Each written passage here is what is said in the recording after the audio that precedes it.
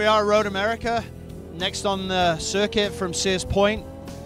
Long track with huge straights and high speeds. 177 miles an hour for superbikes, 157 for the super sport, so a big difference there.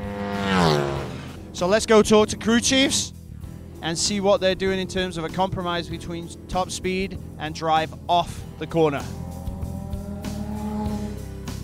Well, thanks for the time today, Geoff, here at Road America. We're focus for our tech section this week is gearing. Obviously, compared to Sears Point in the last round, there's a big difference between Sears Point, not only in the number of gears you use, but also the final drive. Right.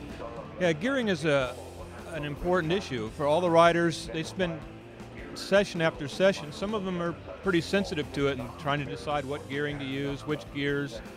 Because some of these bikes now, they have so much power, you can have a choice of 3 gears in any given corner. It's not uncommon in some tracks, particularly on 1000cc bikes. But usually in 600s, you could be second or third or fourth, just depending on what RPMs you wanted to use. Now, obviously, from what we've seen on the data for trap speeds, around mid-150s, you're not going to be anywhere near that at somewhere like Sears Point. So you've got to gear appropriately. How many gearing changes have you gone through since you got here? Since we got here, it's the same gearing we've run. We had some inside information on gearing to choose, and that's what we put on there, and it's good. Chris has been trying different things with using different gears around the track has been what happens. On these big tracks, you kind of, with a long straightaway, you have to kind of put gearing on there for the straightaway and then work backwards through the corners. A track like Sears Point, you're only going to use maybe 5th gear, or you could use 6th gear, or you could use 4th, and you could use those different gears to have a different situation. Here you have to pretty much use 2nd through 6th just to get by. Although saying that, some guys gear tall enough to where they'll just run 5th gear on the straightaway here. That's not uncommon. One of the big things too of a big fast track is that you also have to make sure you have enough in the gearing for drafting. Yeah, so drafting's a pretty big issue here. Chris rode on Friday, got into a pack, and he'd never drafted anybody before, and he got behind 3 guys. He came in, he says, I can't believe the drafting. It's so weird, you know, and it made, here, this track particularly, it'll make as much as a second a lap difference. So in qualifying, it's very important to try and get a draft if you really want to throw down a good time.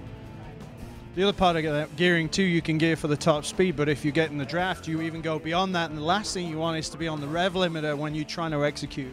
Right, for sure you don't want to be in the rev limiter, and if you're at the rev limiter on all these stock class bikes, you're probably as much as 1,500 RPMs past the power peak, so you stop accelerating forward. So you really don't want to be up there even near the limiter because it's not going anywhere. It may sound like it, but you're just making noise at that point.